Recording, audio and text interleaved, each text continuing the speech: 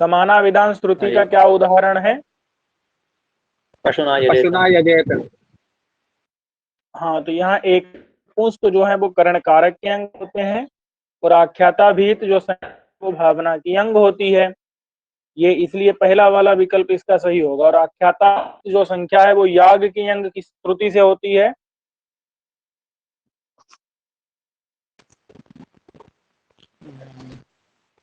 पशुना यजेत में ही याग की अंग होती है आख्याता भीत संख्या। समानाविधान से होती है। एकाभिधान रूपा एकाभिधान एक रूपा ना, समानाविधान और एकाभिधान एक ही चीज है। एक पद हाँ जी, एक पद रूपा, एक पद रूपा का उदाहरण होता है। चलिए, और एकत्व पुंस याग के अंग नहीं होते हैं जी। अगला प्रश्न है आपके सामने।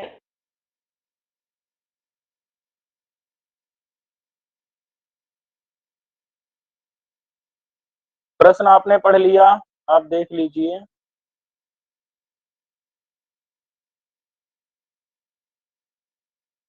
इसमें आपके सामने मतलब आपको ज्यादा समय इसमें नहीं मिलेगा।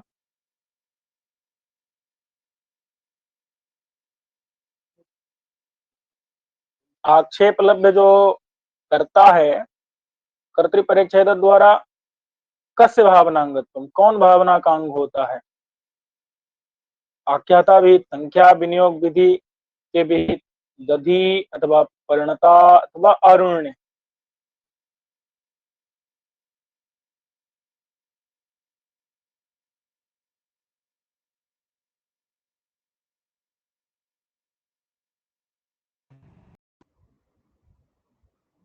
क्या हुआ, कुछ समस्या हो गई मध्य में?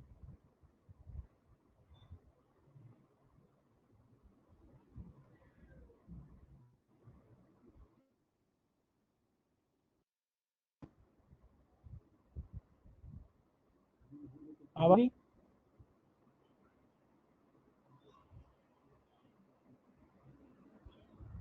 मेरी आवाज आ रही है क्या? जी।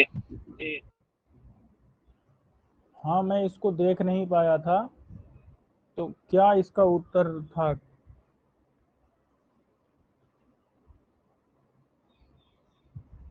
कुछ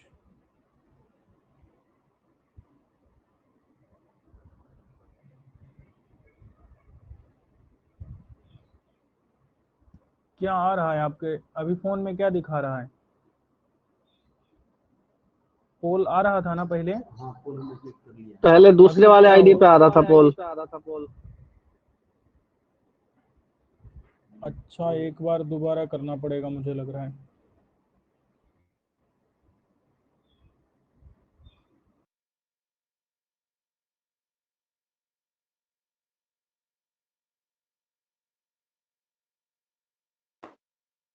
हाँ, अभी दिख रहा है ना आपको? जी भैया जी।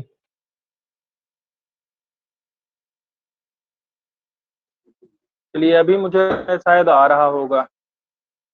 अभी जरा आप देखिए प्रश्न को।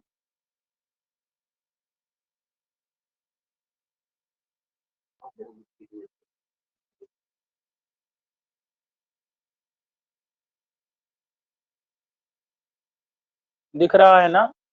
आक्षेप लब्ध है। इसको जैसे पहले चुना था वैसे इस बार चुन लेना है आपको।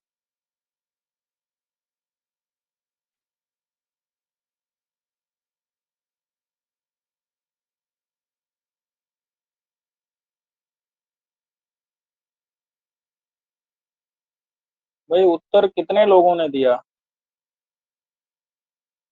सभी लोगों ने उत्तर ही नहीं दिया। चलिए, इसमें 2 आंसर आप दिखा बता रहा है, दीजिए। लेकिन मैं एक बात नहीं समझ पा रहा हूँ, इसमें बी किसने चुना? सोनिया जी ने। देखिए, ऐसा है, कर्तृपरिच्छेद द्वारा आख्याता भीत जो संख्या होती है वो भावना की अंग होती है। संख्या होती है ना आख्याता भीत संख्या भावना की अंग, समानाविधान श्रुति के द्वारा पीछे बताए थे। लेकिन वो सीधे सीधे नहीं हो सकती, इसीलिए क्या करते हैं, पहले भावना के द्वारा कर्ता का आक्षेप करते हैं और कर्ता में संख्या का अन्वय करते हैं और फिर कर्तृपरिच्छेद द्वारा जो है संख्या भावना में अन्वित हो जाती है अथवा अंग बन जाती है। चलिए हम आपको बता दिए थे, अब इसको जरा ध्यान से पढ़िएगा।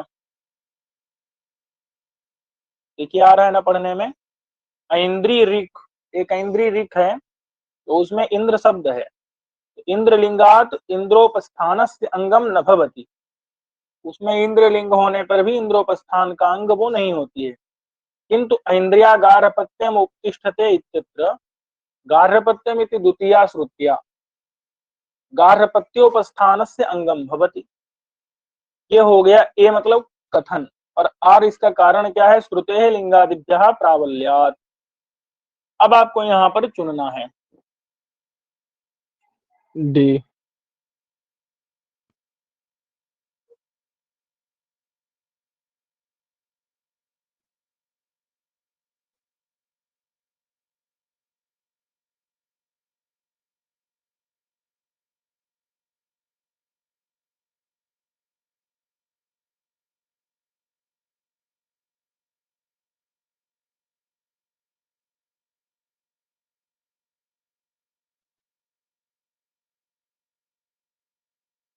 उत्तर दीजिए, अभी तो किसी एक ने ही उत्तर दिया है।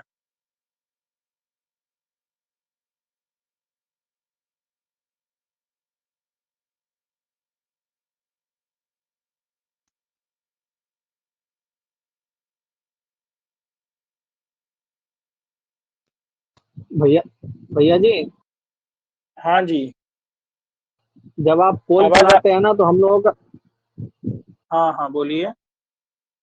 जब आप पोल चला देते हैं ना तो हम लोगों का जो ऑडियो है वो बंद हो जाता है। हाँ मैं समझ गया, तो आपको बोलना नहीं है, आपको उस समय पर सिर्फ लिखना है, मतलब जो सही उत्तर हो उसको स्पर्श करना है बस। अब देखिए जी यहाँ पर मैंने क्या किया है ना, था। ये हाँ कथन और कारण दोनों क्या है, सही हैं। तो कथनम ए और कारणम आर असत्यम, अथवा कथनम ए असत्यम कारणम आर सत्यम, अथवा कथन और कारण दोनों सत्य हैं किंतु आर कथन की युक्त युक्त कारण नहीं है। लेकिन डी में क्या, सही भी है और जो आर कारण है वो एक ही युक्त युक्त कारण भी है। बात समझ में है कि नहीं? तो ये वाला उत्तर जो है यहाँ पर जी। चौथा वाला सही होगा। अब सभी अगला लोग प्रश्न गायब हो आप गए। देख लीजिए। कोई बात नहीं, वो लोग बाद में देख लेंगे।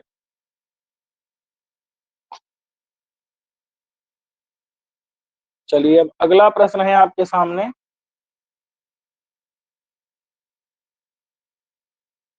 ठीक है, प्रश्न मिल गया। जी।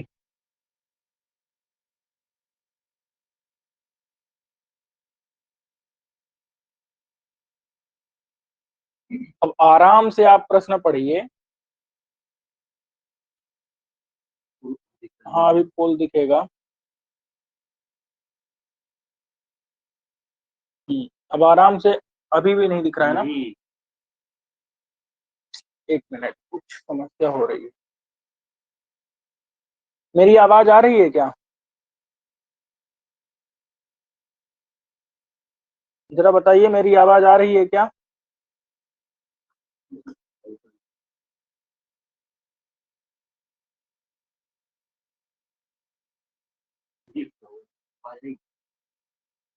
मेरी आवाज आ रही है क्या?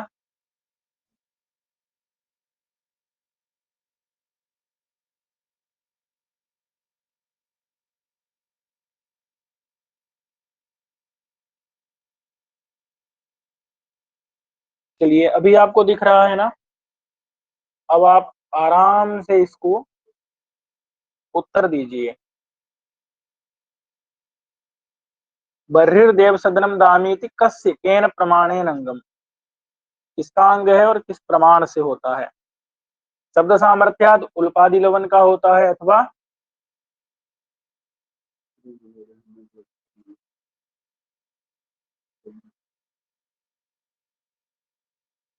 समव्याहार से कुशलवन का होता है, अथवा बर्हिर्दामी इस शब्द सामर्थ्य से कुशलवन का होता है, अथवा प्रकरण से दर्श पूर्णमास का होता है। चलिए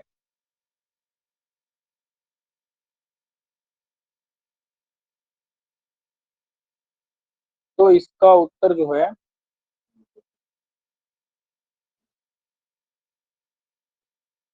अच्छा, अभी मेरी आवाज आ रही है क्या? जी गुरुजी। ठीक है, तो इसका उत्तर सी होगा, क्योंकि बर्हिर देव सदनम दामी ये किसका उदाहरण है? पहली बात तो लिंग का उदाहरण है, तो लिंग मतलब शब्द सामर्थ्य ही लिंग होता है, शब्द सामर्थ्यम लिंगम। और उसमें भी ये किसका अंग होता है? तो कुशलवन का अंग होता है कि नहीं, या उल्पादि लवन का होता है? कुशलवन का। क्यों? क्योंकि बर्हिर दामी ये सामर्थ्य से कुशलवन का होता है, इसलिए यहाँ पर अन्य कोई विकल्प चुनना नहीं चाहिए। अच्छा, अब जरा इसको बताइएगा।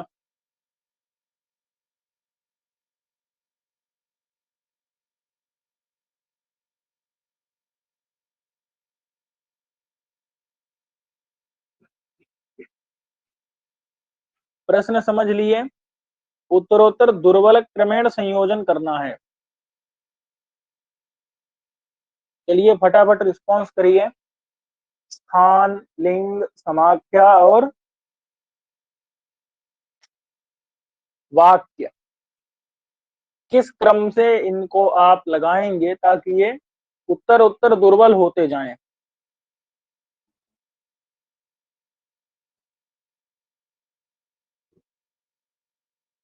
बताइए बताइए भाई। चलिए ठीक है,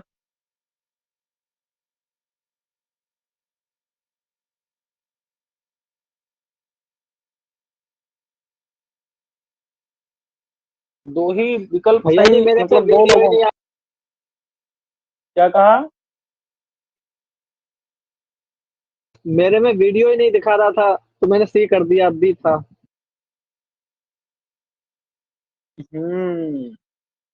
इसका उत्तर क्या था? बी था। क्यों था ये तो पता चल रहा है ना। श्रुति, जी। श्रुति, लिंग, लिंग, वाक्य, प्रकरण, स्थान, समाख्या। प्रकरण गायब रखने से वाक्य लिंग, और समाख्या। प्रकरण, स्थान मतलब ए, फिर समाख्या सी। चलिए अब अगला आप देख लीजिए प्रश्न अच्छे से। अब हम पोल शुरू कर रहे हैं।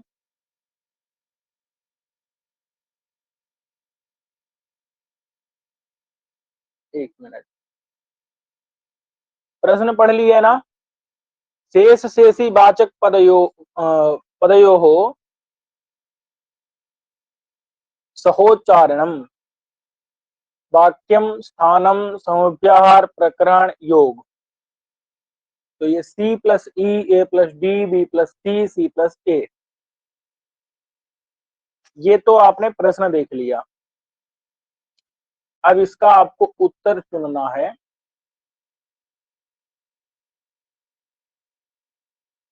फटाफट उत्तर चुनना है आपको।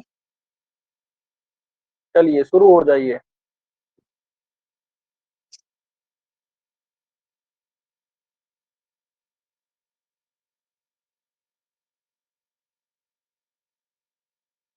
जल्दी जल्दी उत्तर चुनिए, ज्यादा समय नहीं है आपके पास।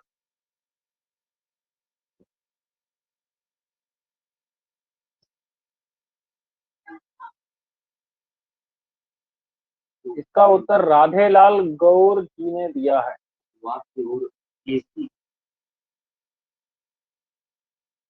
हम्म चलिए देखिए, शेष शेषी वाचक पद का सहोच्चारण क्या होता है? समुपहार होता है कि नहीं? और समुपहार जो है वो वाक्य होता है कि नहीं? आवाज आ रही है कि नहीं मेरी? कट रही है भाई जी। विष्णु जी आवाज कट रही है क्या मेरी? आ रही है। तो बताइए ये C+A सही होगा या फिर B वाला सही होगा? C+A वाला सी होगा। अच्छा ठीक है।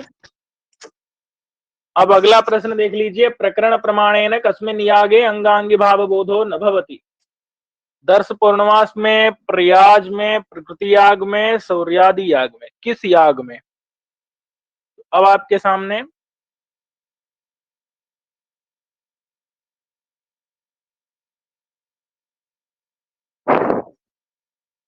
और आपको मिलेगा सिर्फ 15 सेकेंड। 1 सेकेंड, 2, 3, 4, जल्दी से जल्दी चुनना है आपको। 15 सेकेंड मिलेगा सिर्फ।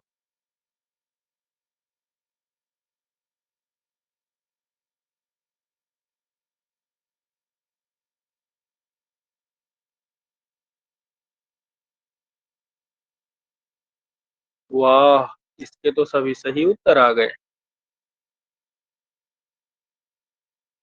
ठीक है, क्योंकि प्रकरण प्रमाण से अंगांगी भाव का बोध विकृति याग में नहीं होता है, और सौर्यादि याग क्या है? विकृति याग है।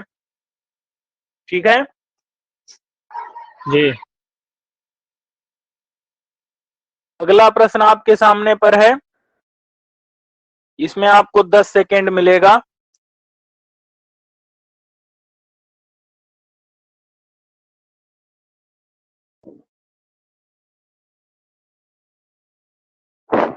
चलिए,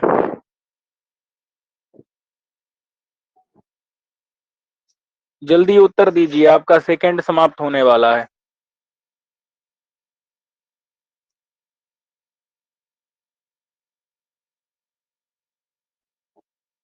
क्या हुआ भाई विष्णु जी, आपने उत्तर नहीं दिया?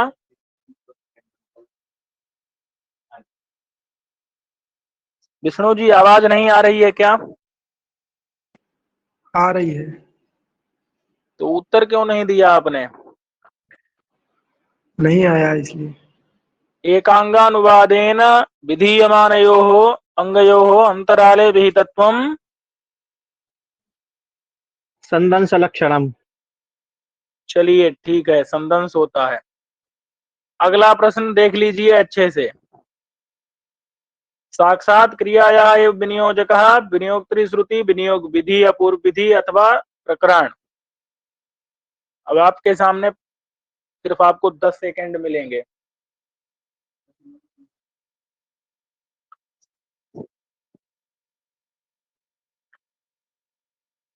साक्षात क्रियाया एव विनियोजकः, 10 सेकेंड मिलेंगे आपको।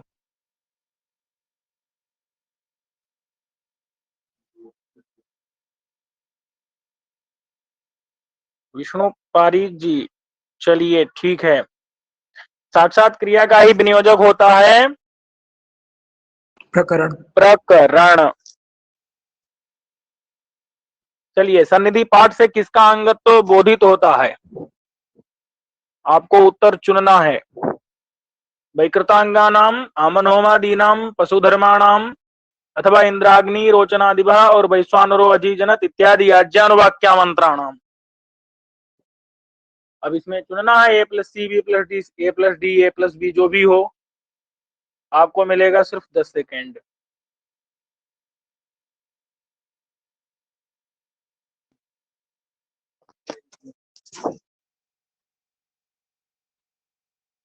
इस स्थिति शुरू हो रही है, 20 पर खत्म हो जाएगा पोल।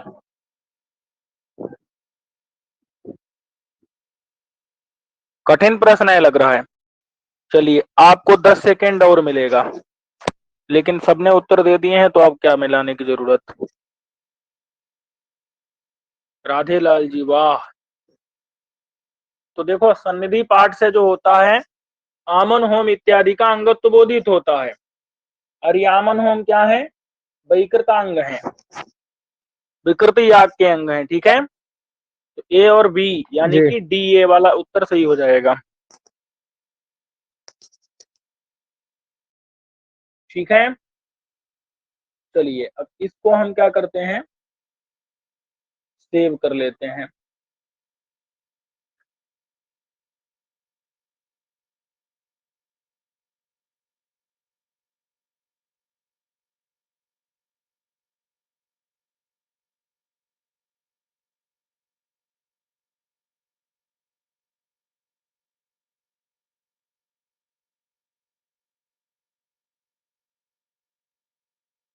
चलिए अब हम लोग अर्थ संग्रह देखेंगे।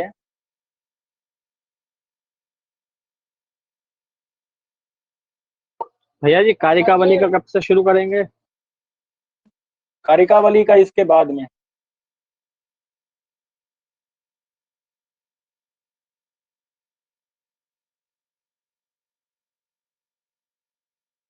चलिए दिख रहा है ना?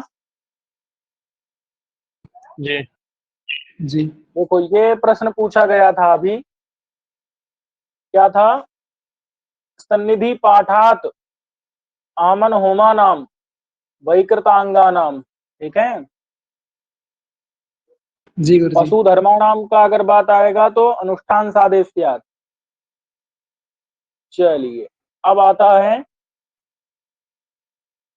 समाख्या मतलब यौगिक शब्द, ठीक है। अगर आपसे पूछा जाए यौगिक शब्द समाख्या और रूढ़्यात्मक लिंग, तो लिंग और समाख्या में भेद पूछा जाए तो याद रखिएगा, समाख्या मतलब यौगिक शब्द और लिंग यानी कि रूढ़ी शब्द है, क्या रूढ़ी रूढ़ी। जी। इसलिए यहाँ पर अंतर हो जाता है, समझ गए कि नहीं। और ये समाख्या दो प्रकार की होती है, वैदिक और लौकिक।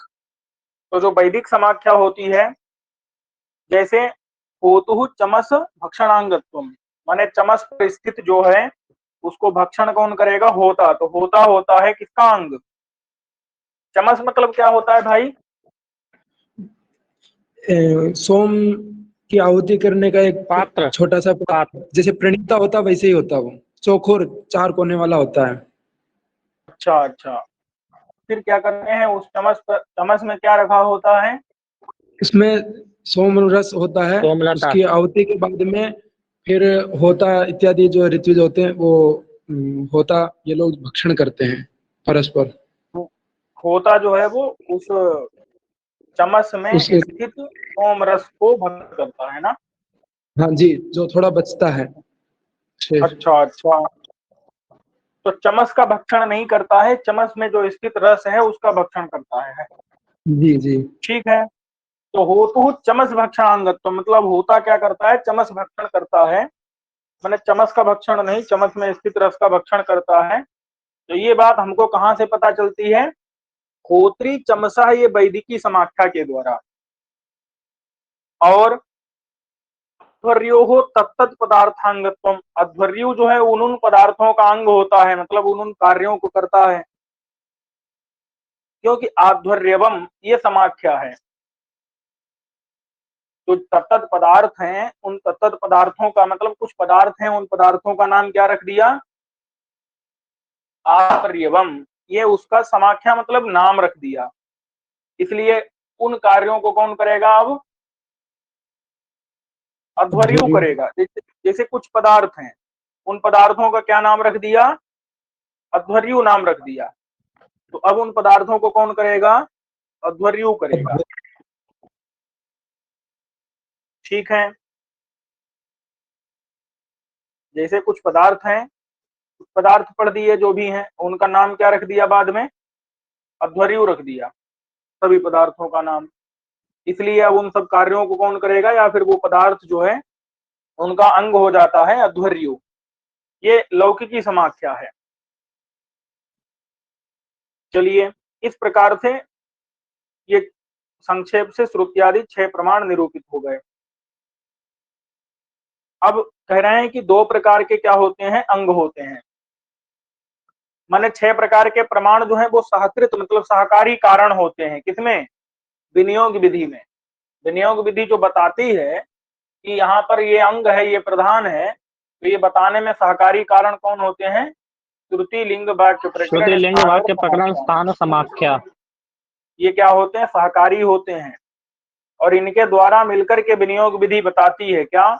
कि समिदादिभिः उपकृत्य मतलब समिध इत्यादि प्रयाजों से उपकृत होकर के दर्श पूर्णमास के द्वारा स्वर्ग को उत्पन्न करे।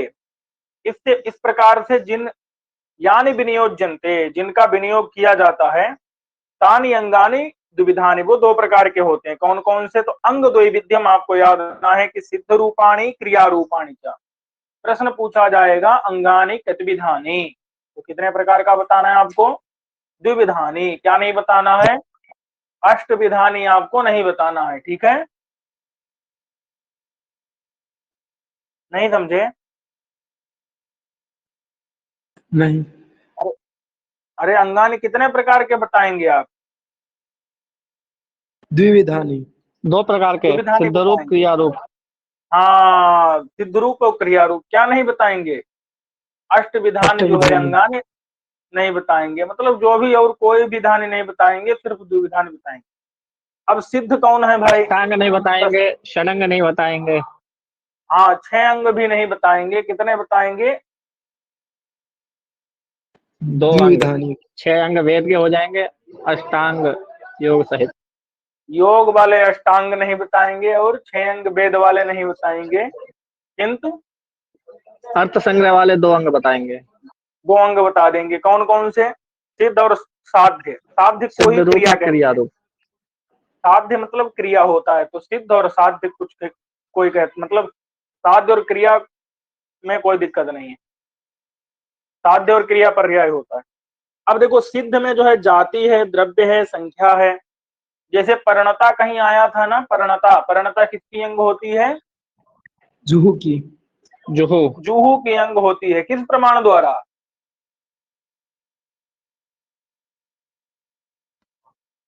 शेष शेषी वाचक पदयोः सहोच्चारणम वाक्यम, मतलब समविव्याहार। प्रश्न अभी आया था, भूल गए उसको। उसी के द्वारा परिणता जुहू की अंग होती है। और द्रव्य जैसे व्रीहि, तो व्रीहि याग का अंग होता है। पुरोडास का प्रकृति होने के कारण, पुरोडास का प्रकृति होने के कारण व्रीहि याग का अंग होता है। किसके द्वारा? व्रीहि भीर यजेत। अरे व्रीहि भीर यजेत में व्रीहि भी में कौन विभक्ति? तृतीया। तृतीया श्रुति। श्रुति है। और श्रुति कितने प्रकार की होती है? बोलो बोलो। 3 प्रकार की। कौन कौन सी भाई? यार इतना टाइम लगा रहे हो, हमको याद नहीं है तो तुमको भी याद नहीं है क्या? विधात्री, अभिधात्री, हाँ, विनियोक्त्री। और विनियोक्त्री श्रुति भी। अरे बताओ बताओ, जल्दी बताओ भाई। विनियोक्त्री 3 प्रकार की होती है। कौन कौन सी? विभक्ति रूपा, एकाविधान अथवा समानाविधान रूपा, और एक पद रूपा। नहीं होती है क्या? होती है भैया जी। तो बता काहे नहीं रहे भाई? ऐसे कैसे काम चलेगा ये बताइए। मेरी आवाज आ रही है कि नहीं? जी। आ रही है। तो कैसे काम चलेगा? मेरा प्रश्न ये था। उपाय निकालें कुछ उपाय निकालते हैं। जी जी।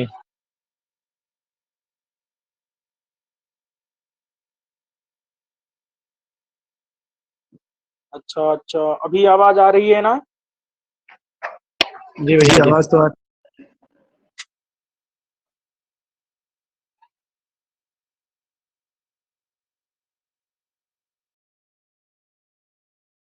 ये जो है जिगर भट्ट और अरुण पांडे जी ने एक पीडीएफ बनाई है।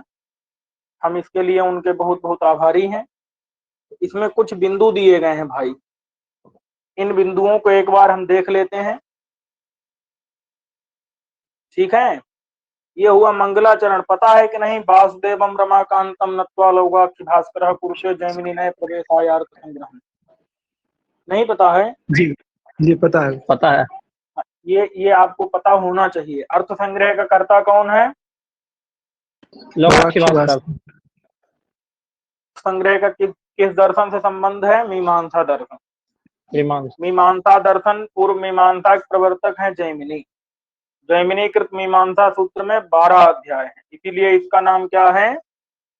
द्वादश लक्षण। मीमांसा सूत्रों में पहला कौन सा है? अथातो धर्म जिज्ञासा। अथ शब्द किसका बोधक है? वेदाध्ययन के पर्याय। अतः शब्द किसका बोधक है? वेदाध्ययन से दृष्टार्थ का। माने वेदाध्ययन दृष्ट है। धर्म का लक्षण क्या है? वेद प्रतिपाद्य प्रयोजन वदर्थो धर्मः। प्रयोजन में अतिव्याप्ति का वारण करने के लिए क्या कहा? प्रयोजनवद। प्रयोजनवद। भोजन में अतिव्याप्ति ना हो जाए इसलिए क्या दिया? वेद प्रतिपाद्य। अनर्थ फल है जिनका, ऐसे सेन याग में अतिव्याप्ति ना हो जाए इसलिए क्या दिया? अर्थ। अर्थ। ये जे स्वर काम इस वाक्य में जो है किसका विधान किया जाता है? स्वर्गादि का फल। याग का विधान किसको उद्देश्य करके? स्वर्ग को उद्देश्य करके।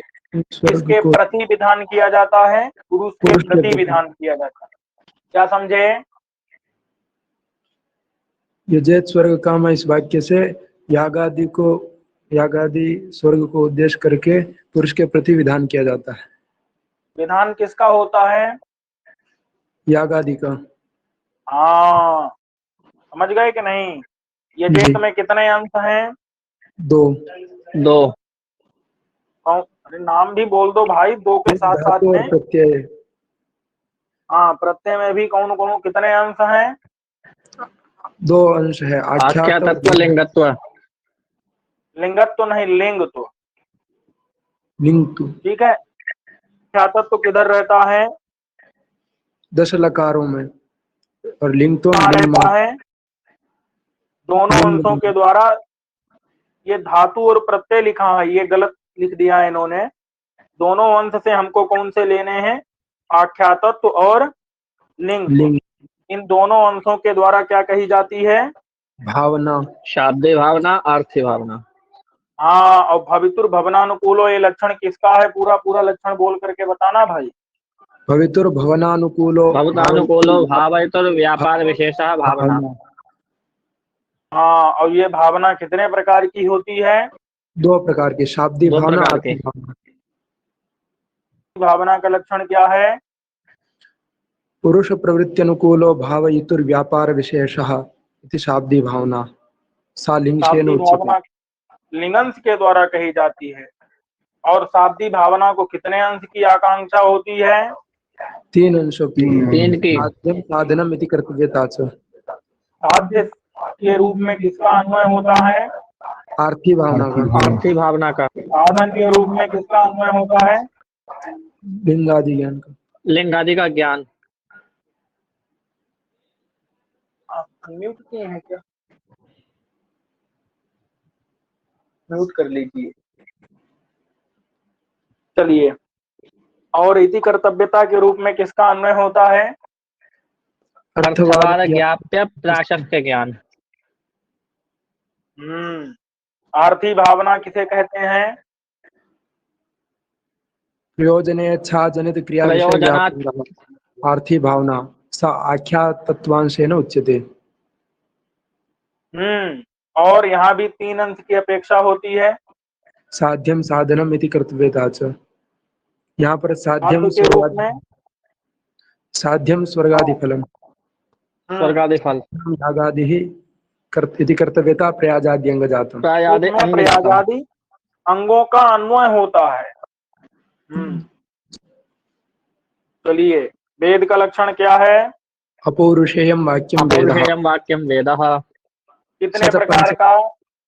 विधि 5 प्रकार का। विधि मंत्र नामधेय निषेध अर्थवाद। विधि का लक्षण क्या है? तत्र अज्ञातार्थ ज्ञापको वेद भागो विधि। विधि कितने प्रकार की होती है? 4 प्रकार की। उत्पत्ति विधि, विनियोग विधि, अधिकार विधि, प्रयोग विधिश्च।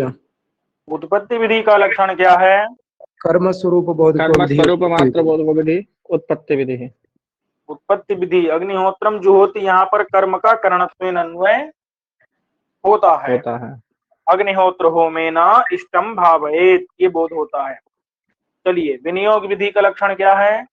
अंग प्रधान संबंध बोधको विधि विनियोग विधि।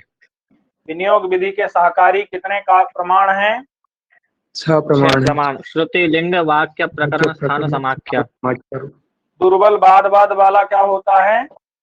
निर्बली, दुर्बल हो जाता है ना जी।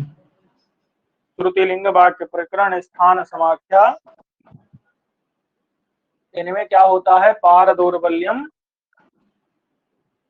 अर्थ विप्रकर्षात्, मतलब पार मतलब बाद वाला क्या होता है? दुर्बल होता जाता है, क्योंकि जो बोध कराता है अंग प्रधान संबंध का, वो साक्षात बोधक श्रुति होती है, और जो बाद वाले हैं वो उतना ही देर में अर्थ का बोध कराते हैं, इसी वजह से वो दुर्बल हो जाते हैं।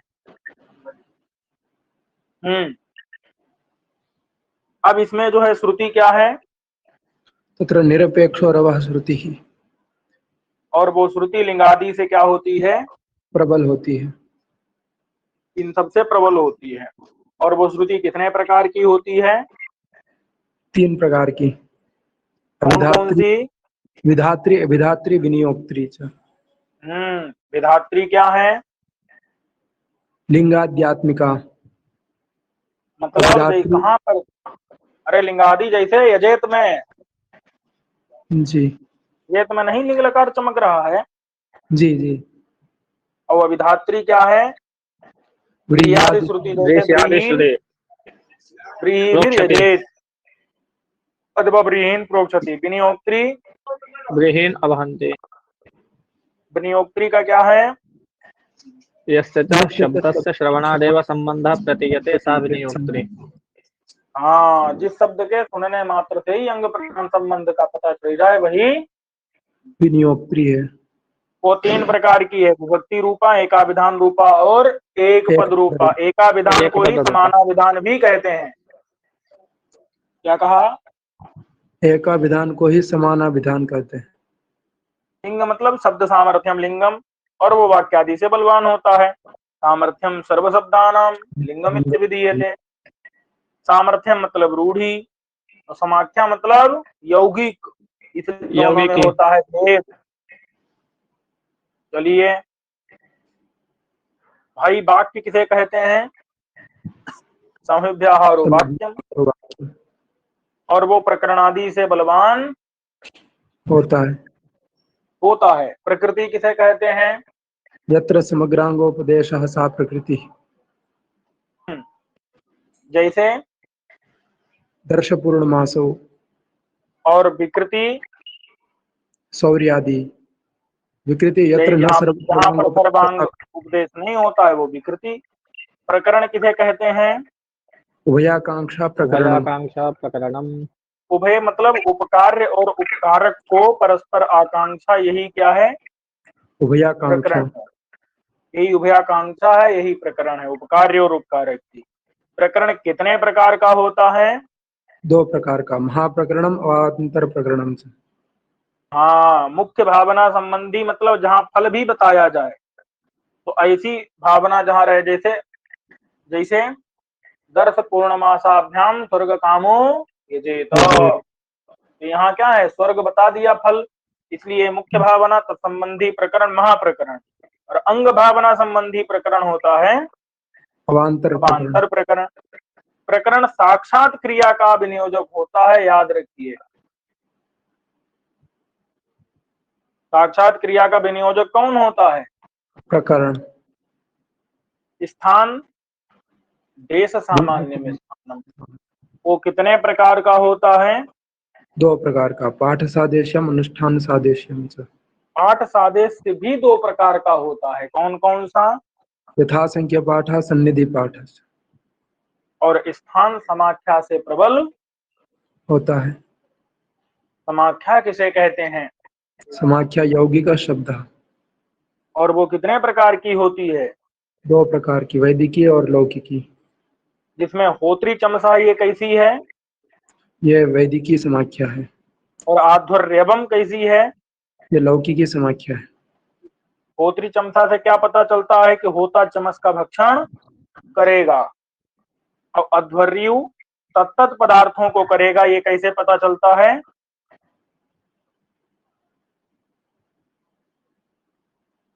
आवाज आध्वर्यवम नहीं आ रही?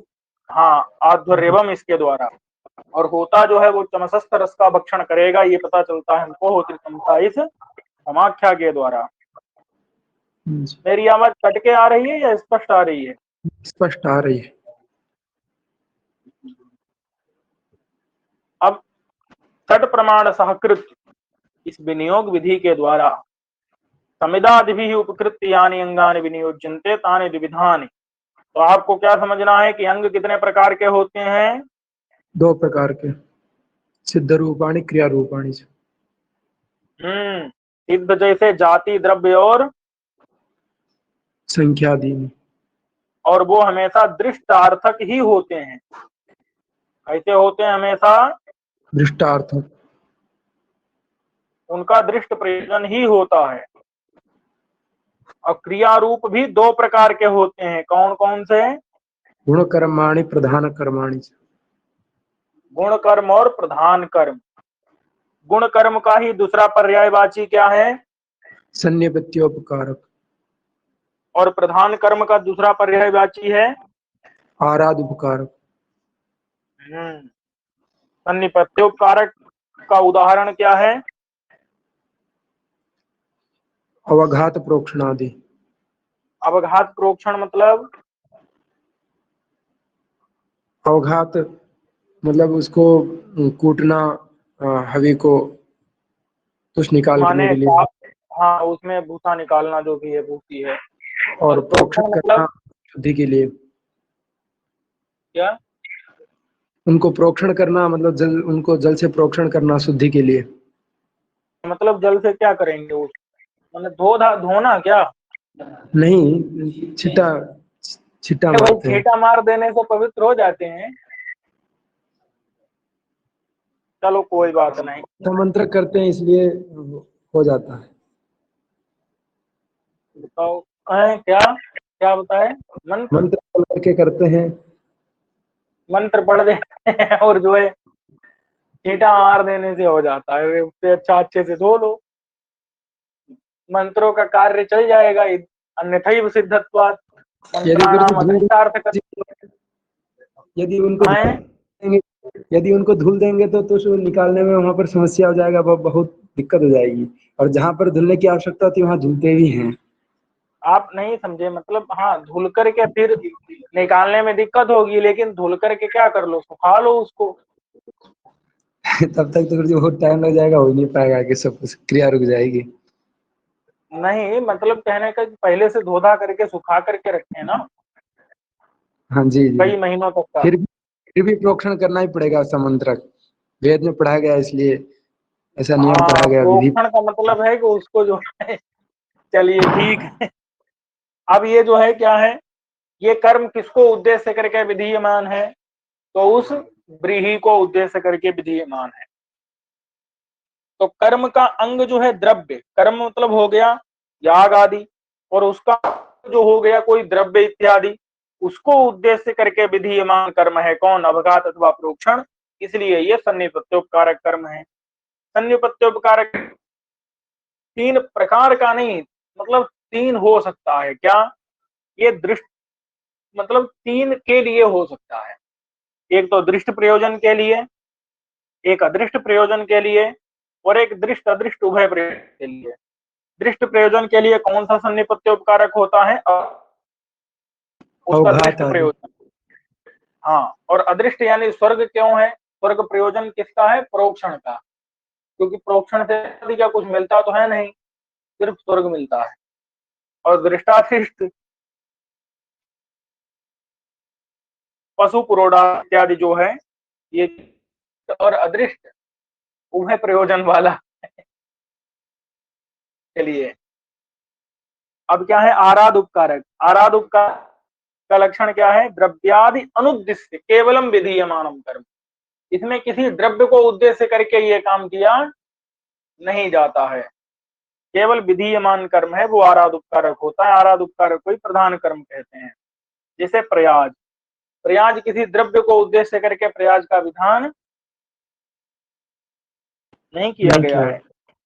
द्रव्यादि अनुद्देश्य, द्रव्यादि को बिना उद्देश्य करके केवल विधान किया गया है प्रयाज का, इसलिए ये हो जाता है आराध उपकारक। और इदमे बचा आराधम उच्यते। अब आश्रय कर्म सन्निपत्योपकारक को कहते हैं कि आराध विवाद है। आप आश्रय कर्म का मतलब समझ लीजिए सन्निपत्योपकारक कर्म, और नहीं तो इसको मूल ग्रंथ में देख लेंगे। अब यहाँ पर देखिए, उसके बाद ये प्रयोग विधि। प्रयोग विधि किसे कहते हैं? प्रयोग प्राशुभाव बोधको विधि प्रयोग विधि। जो प्रयोग का प्रासुभाव, प्रासुभाव यानी शीघ्रता को बताए, तो ऐसी विधि को प्रयोग विधि कहते हैं। अब शीघ्रता को कैसे बताएगी भाई? अगर कोई काम बिना क्रम के करोगे तो फिर वो शीघ्रता से संपन्न हो कभी भी नहीं सकता है।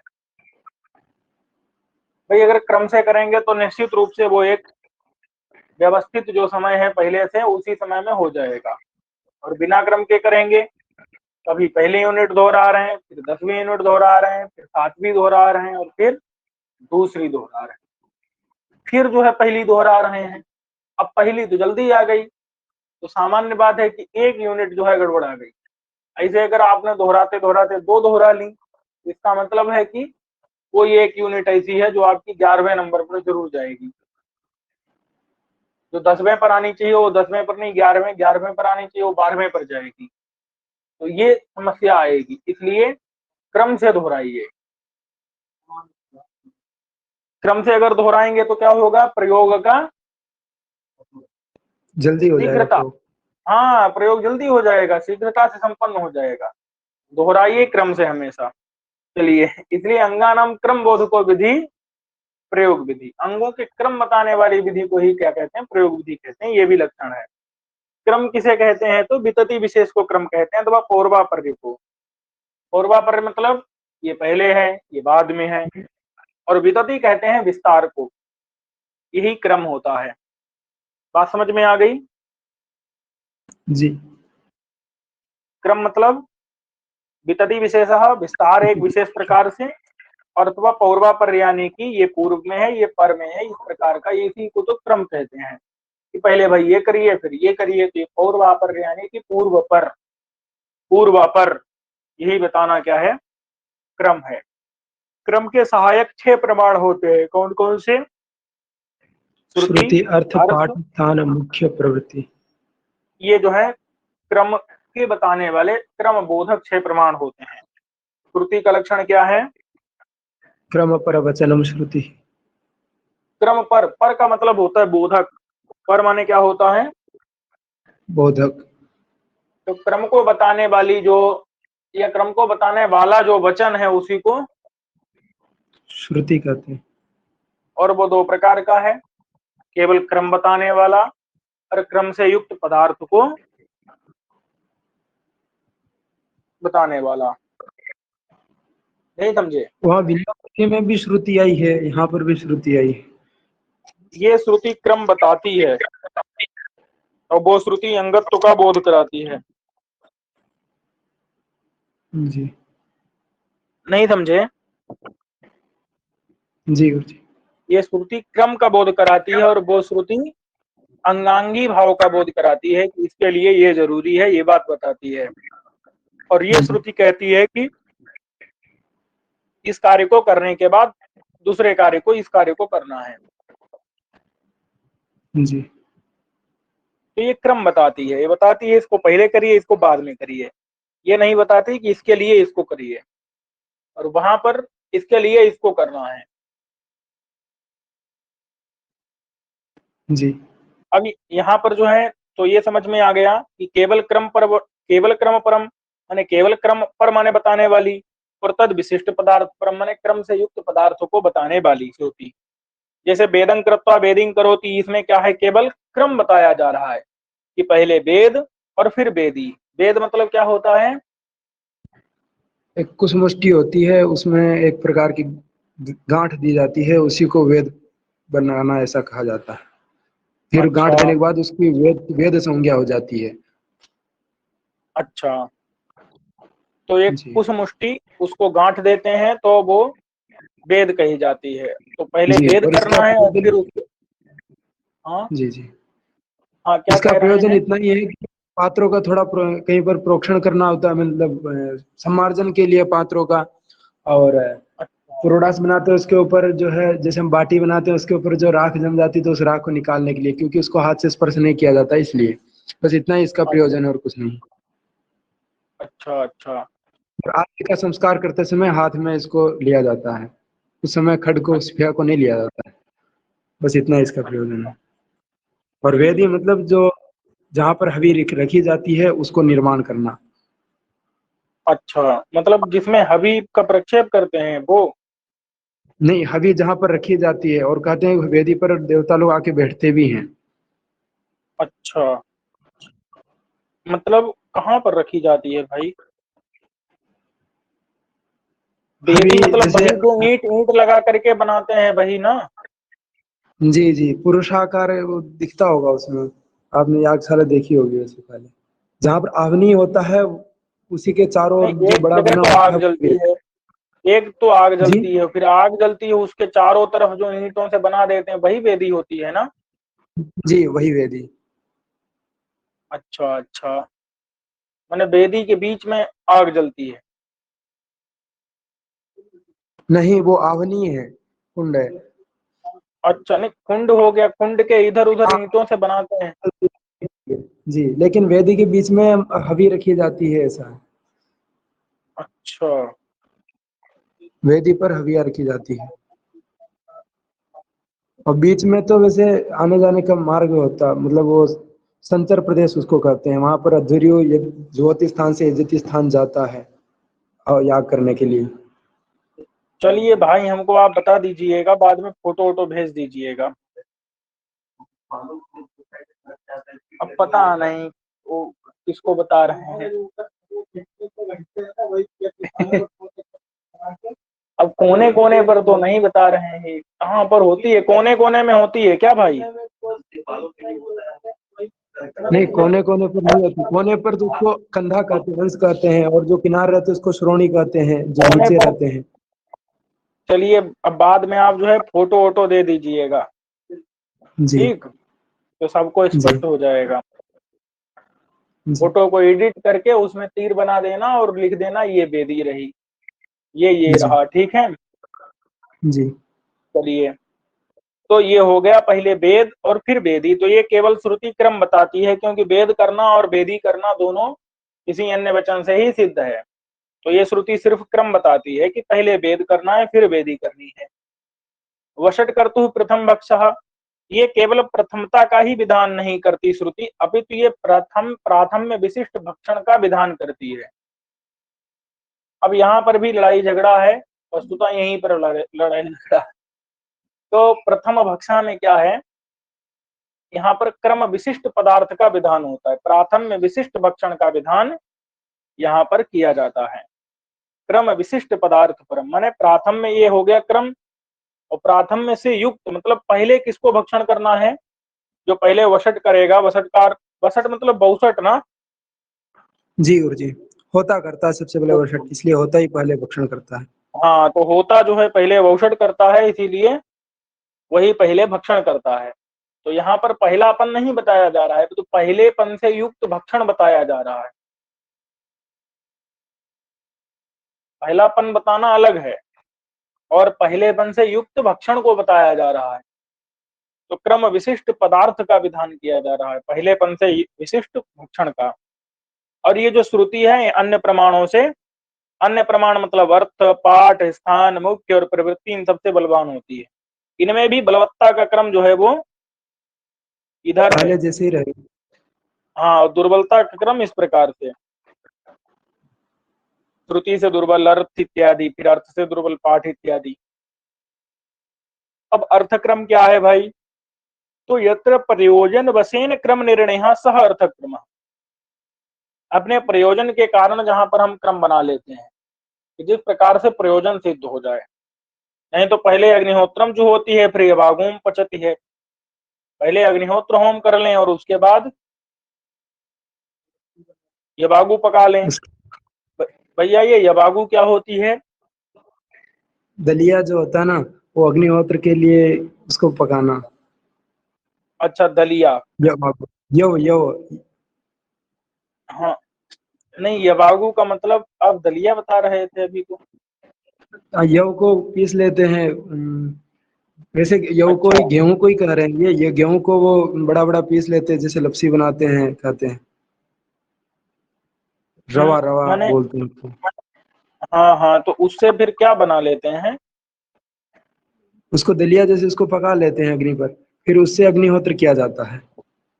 अच्छा, तो अब अगर पहले क्या कर दिया जाए, अग्निहोत्र कर लिया जाए, फिर यबागु पाक किया जाए, तो यबागु पाक का कोई भी दृष्ट प्रयोजन। नहीं है। लेकिन हमसे तो कोई यहाँ पूछ रहा था कि उसको कोई खा ले तब क्या करेंगे, तो हो गया दृष्ट प्रयोजन।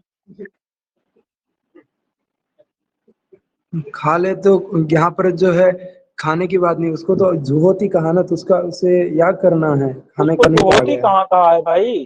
अग्निहोत्रम जुहोती अग्निहोत्र। पहले कह दिया तो हो गया, अग्निहोत्र हाँ, होम कर लिया।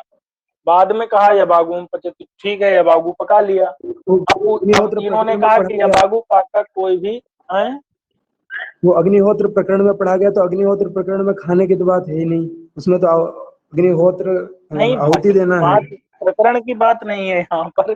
ये कहना चाह रहे हैं कि यदि पहले इन्होंने आपत्ति दी कि यदि पूर्वम अग्निहोत्र होमः कृतः स्यात् येन केनापि रूपेण, तो तदनंतरम क्रियमाणस्य यबागुपाकस्य किंचित दृष्टम प्रयोजनम नास्ति। नहीं समझे? जी जी। अब पहले अगर अग्निहोत्र हमने जैसे कैसे भी कर लिया, फिर बिना यबागु के अब यबागु पका लिया, अब यबागु पाक का कोई दृष्ट प्रयोजन नहीं है। मतलब यबागु पाक सिर्फ और सिर्फ स्वर्ग के लिए यबागु पाक करना पड़ेगा।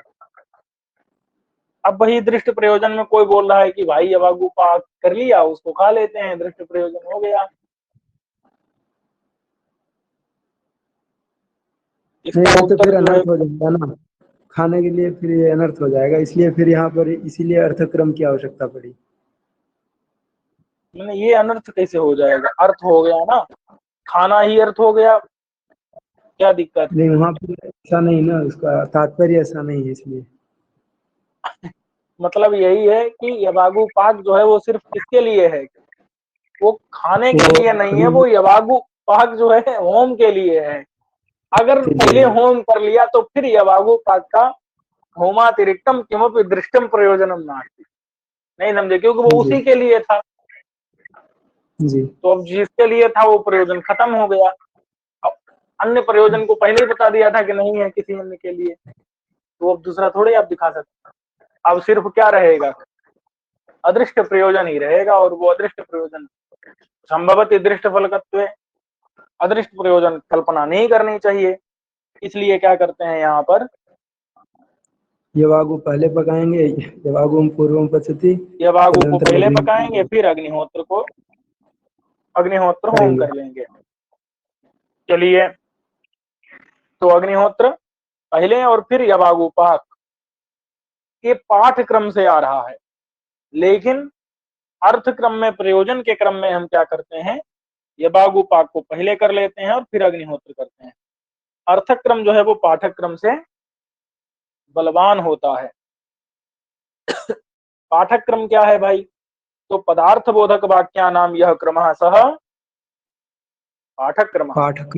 पदार्थ बोधक जो वाक्य हैं उनका जो क्रम है वही पाठक्रम है।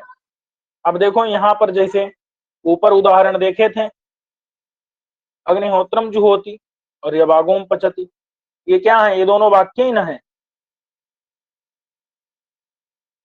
जी किसके बोधक हैं? ये पदार्थ के बोधक हैं।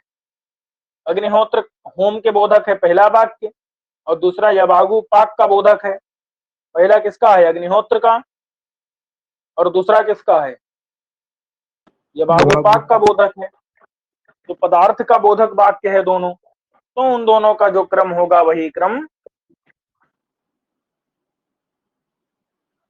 पाठक्रम। पाठक क्रम कहा जाएगा। समझ गए कि नहीं? जी। तो अगर उस पाठ्यक्रम के आधार पर अगर हम यहाँ पर काम करते तो समस्या हो जाती, इसीलिए क्या कर दिया, अर्थक्रम हमने स्वीकार कर लिया, अर्थ माने प्रयोजन के कारण जो क्रम है। लेकिन जी। जहां पर अर्थक्रम नहीं है, जहां सिर्फ पाठ्यक्रम ही है, तो वहां पर हम पाठ्यक्रम ही लेते हैं और उसी पाठ के क्रम से ही इन पदार्थों का क्रम आश्रित होता है। पाठक्रमात् पदार्थानाम क्रमः आश्रियते, पाठ के क्रम से पदार्थों के क्रम का आश्रयण किया जाता है। वो पाठ दो प्रकार का है, एक मंत्र पाठ है, एक ब्राह्मण पाठ है। इसमें भी जो है मंत्र पाठ क्या होता है, ब्राह्मण पाठ से बलवान होता है। मंत्र पाठ ब्राह्मण पाठ से बलवान होता है। चलिए अब यहाँ मंत्र पाठा ब्राह्मण पाठात बलवान। अब देखो आग्नेय और अग्नि सोमीयो तत्तद याज्ञानुवाक्यानाम पाठादिया क्रमः मंत्र पाठादाश्रियते। यहाँ पर कुछ कम है क्या, एक मिनट,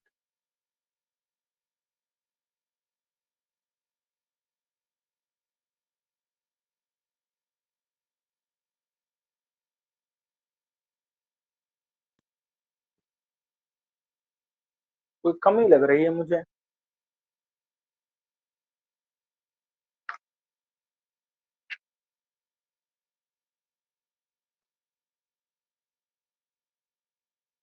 आवाज आ रही है मेरी?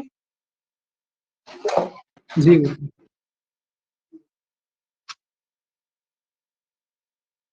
चलिए ठीक है, यहाँ पर कमी नहीं है। तो आग्नेय और अग्नि सोमीय यो, आग्नेय याग है और अग्नि सोमीय याग है। तो पहले कौन सा याग होता है, आग्नेय।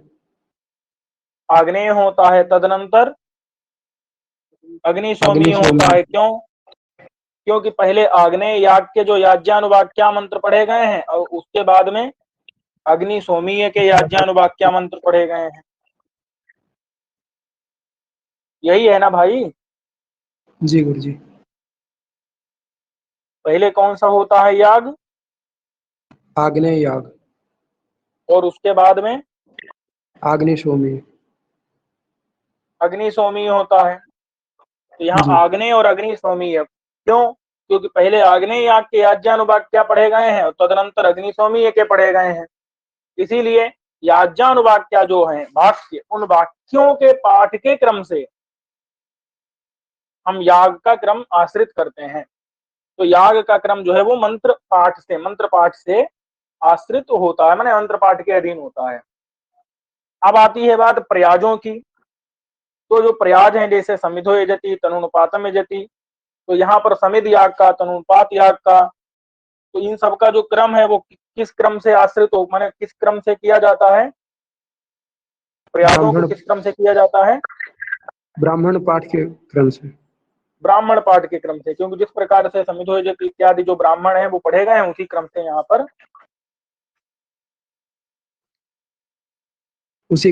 पर किया जाएगा, यागों को किया जाता है। बात समझ में आ गई? जी गुरु जी। तो समिध याग जो है वो पहले होगा, उसके बाद तनुपात याग होगा, क्योंकि इसी क्रम से ब्राह्मण में पढ़ा गया है इन वाक्यों को। और उसके बाद फिर कौन सा पढ़ा गया है,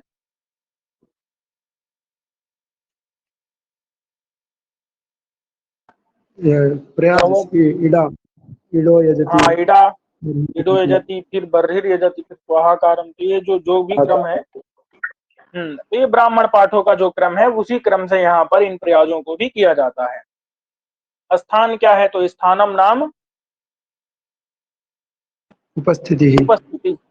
स्थान का मतलब उपस्थिति है, बस यहाँ पर इतना समझ लीजिए। और इसके उदाहरण जो है वो हम देख लेंगे मूल ग्रंथ में। अब क्या है मुख्य क्रम, मुख्य क्रम क्या है, तो प्रधान के क्रम से जो अंगों का क्रम होता है वही मुख्य क्रम होता है। प्रधान के क्रम से जो अंगों का क्रम होता है वही मुख्य क्रम। जैसे सबसे पहले किसको करते हैं, पहले आग्नेय याग करते हैं, फिर अग्निशोमी को करते हैं, फिर ऐन्द्र याग करते हैं। जैसे पहले किया हमने क्या, आग्नेय याग, फिर किया ऐन्द्र याग। उपांशु जी। इन दो को देख लीजिए। तो अब हम क्या करेंगे, इसी क्रम से पहले आग्नेय आविर्भारण करेंगे,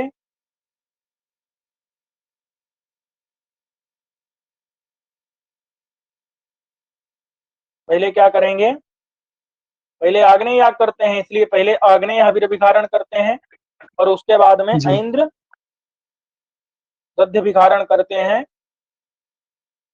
क्यों, जी क्योंकि इसी क्रम से जो मुख्य है, मुख्य याग, उनका जो क्रम है, पहले आग्नेय फिर ऐन्द्र, इसी क्रम से उसके अंगों को भी पहले आग्नेय अभिभिखारण फिर ऐन्द्र दध्यभिखारण करते हैं। जो मुख्य का क्रम है उसी क्रम से उसके अंगों को भी किया जाता है। प्रधान के क्रम से जो अंगों को किया जाता है वही मुख्य क्रम कहलाता है। तो प्रधान का क्रम ये है, इसी आधार पर हम क्या करेंगे, उसके अंगों को भी करेंगे। नहीं करते हैं तो फिर वही है, समस्या होती है, साहित्य नहीं बन पाता है। और ये जो मुख्य क्रम है ये पाठ्यक्रम से दुर्बल होता है, लेकिन इसके आगे आने वाले प्रवृत्ति क्रम से क्या होता है, ये बलवान होता है। प्रवृत्ति क्रम का लक्षण क्या है, सहप्रयुज्यमानेषु प्रधानेषु सन्निपातिनां अंगानां आवृत्त्यानुष्ठाने कर्तव्ये द्वितीयादि प्रथमानुष्ठित पदार्थ क्रमात्। बस इतना ही समझ लो, द्वितीयादि पदार्थानां प्रथमानुष्ठित पदार्थ क्रमात्। जैसे प्राजापत्य पशुअंगेषु, प्राजापत्य पशु के जो अंग हैं कौन कौन से हैं, जैसे उपाकरण इत्यादि आप बता रहे थे ना कुछ, जी जी, उसको क्या करते हैं, श्वास उपाकरण इत्यादि करने के बाद में वपा याग करेंगे, फिर अंग याग करेंगे, इस तरह से जो भी है। तो पहले उपाकरण करेंगे भाई पशु का, फिर उसके बाद लाइन से 17 पशु रहते हैं, वहां पर छोटी छोटी बहुत सारी क्रियाएं हैं। हाँ उपाकरण करेंगे। उपाकरण के बाद और कुछ होता है, नियोजन होता है, अंजन होता है, पर्यग्नीकरण होता है, संज्ञापन होता है, बहुत कुछ लिखा जी हुआ है भाई। तो ये जो भी कुछ होता है इत्यादि होता है। तो पहले एक पशु को करेंगे उपाकरण, फिर अगले 16 को करेंगे, फिर ऐसे एक उसी को जिसको किए थे पहले नियोजन, फिर अगले सबको नियोजन करेंगे। तो प्रथम अनुष्ठित पदार्थ, पहले जिस पदार्थ का अनुष्ठान किया उसी के क्रम से सभी पशुओं को वैसा ही किया जाएगा। तो द्वितीय आदि पदार्थों का भी अनुष्ठान, प्रथम अनुष्ठित जो पदार्थ है, पहले जिस पदार्थ का अनुष्ठान करेंगे, पहले अगर उपाकरण का कर दिए तो उसी क्रम से नियोजन का भी करेंगे। पहले उपाकरण एक में, फिर सबका, फिर वैसे ही नियोजन उसी में, उसी क्रम से नियोजन करेंगे 17 पशुओं का। तो प्राजापत्य जो पशु है, प्राजापत्य जो पशु हैं 17 पशु, उनके जो अंग हैं उन अंगों में ये प्रवृत्ति क्रम लागू होता है। और वो जो अंग हैं, जो भी जो कार्य किया जा रहा है उपाकरण नियोजन इत्यादि, वो सन्निपाती अंग हैं। कैसे हैं, सन्निपाती अंग हैं, और उनका आवृत्तियां अनुष्ठान करना है भाई, क्योंकि एक थोड़े पशु है वहां पर, जी, बहुत सारे पशु हैं। तो इसलिए एक बार नहीं करना है, बार बार करना है। तो आवृत्तियां अनुष्ठान करना है किसका, सन्निपाती अंगों का। कौन से, वही जो उपाकरण आदि हैं। जी क्यों, क्यों सन्निपाती हैं, क्योंकि सन्निपत्योपकारक अंग का लक्षण क्या था, कर्मांग द्रव्यादि उद्देश्य विधीयमानम कर्म। तो जो कर्म, कर्म के अंगभूत जो द्रव्यादि, तो यहाँ द्रव्य है, हमने पशु ले लिया, उन पशुओं को उद्देश्य करके ही ना उपाकरण नियोजन इत्यादि का विधान किया जा रहा है भाई। द्रव्यादि उद्देश्य विधीयमानम कर्म, द्रव्य को उद्देश्य करके। तो उपाकरण नियोजन क्या है, ये सब पशु के अंग है, मैंने पशुओं को उद्देश्य करके इनका विधान किया जा रहा है। तो सह प्रयुज्यमानेषु प्रधानेषु, ये सह प्रयुज्यमानेषु प्रधानेषु को छोड़ दीजिए, सन्निपातिनाम अंगानाम आवृत्त्यानुष्ठान करना है। तो द्वितीय आदि पदार्थों का प्रथम अनुष्ठित पदार्थ क्रम से जो क्रम होगा वो प्रवृत्ति क्रम होता है। और ये प्रवृत्ति क्रम श्रुति अर्थ पाठ स्थान मुख्य सबसे दुर्बल होता है। ठीक है, जी गुरु। आवाज आ रही है कि नहीं? जी आ रही है। चलिए ठीक है, तो अभी हम इसको यहीं तक रखते हैं। आप लोग क्या करिए, इसको याद कर लीजिएगा, फिर हम लोग प्रश्न लेकर के आएंगे। ये जो अभी हमने मतलब पढ़ा दिया है। अच्छा, कारिकावली के लिए सूचना दे देते हैं ग्रुप में।